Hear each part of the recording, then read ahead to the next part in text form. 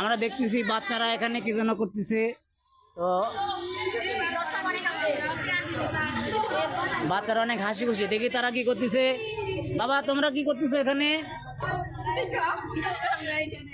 গত বছরে যে আমাদের বড় ভাই বড় বোনেরা এই শহীদ হয়েছেন আমাদের দেশের জন্য, তারা কিন্তু অনেক কষ্ট করেছেন, অনেক কষ্টের পরে কিন্তু আমরা এত সুন্দর একটা আবারও দেশ পেয়েছি বা স্বাধীনভাবে এই আবার স্বাধীনতা পেয়েছি। ওনাদের স্মরণের আচ্ছা, জন্য জুলাই যে অভ্যুত্থান সেটার কথা বলতেছো? আচ্ছা জি, ওনাদের স্মরণের জন্য আমরা দেওয়াল চিত্র।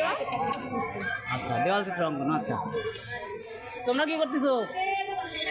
আর আমাদের যে প্রত্যেক স্কুল বা কলেজে তো এরকম আর্ট হয়, তো আমরাও আজকে এটা কি উপলক্ষে? কি উপলক্ষে? তো স্যার জুলাই যে আমাদের হ্যাঁ, বড় ভাইয়েরা টাইম দিয়েছিল আমাদের জন্য, তাদের উপলক্ষে গ্রাফিতি করা হচ্ছে বা দেওয়াল চিত্র করা হচ্ছে। আচ্ছা, তাদের সম্মানে গ্রাফিতি অঙ্কন করতে? জি স্যার। আচ্ছা আচ্ছা, খুবই ভালো।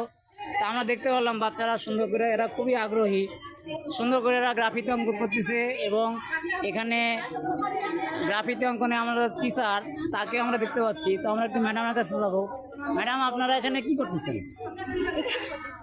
এখানে স্যার গত বছর জুলাই আন্দোলনে আমাদের অনেক স্টুডেন্ট এবং সন্তানরা তারা মৃত্যুবরণ করেছে বা শহীদ হয়েছে, এবং যারা আন্দোলনরত ছিল তাদেরকে এই সম্মান প্রদর্শনের জন্য আমাদের বাচ্চারা গ্রাফিতি আছে তাদের নিজেদের স্কুলে। তো দর্শক, আমরা দেখতেছি বাচ্চারা খুবই আনন্দের সহিত তাদের বড় ভাইদের স্মরণে, আসলে ছাত্র জনতা যে একটা বিশাল বাংলাদেশের শক্তি, এটা জুলাই গণঅভ্যুত্থান থেকে আমরা দেখতে পাচ্ছি। প্লাস শুধু জুলাই গণঅভ্যুত্থান থেকে না, এটা আজীবনই ছাত্র শক্তি সবচেয়ে পৃথিবীর বড় শক্তি।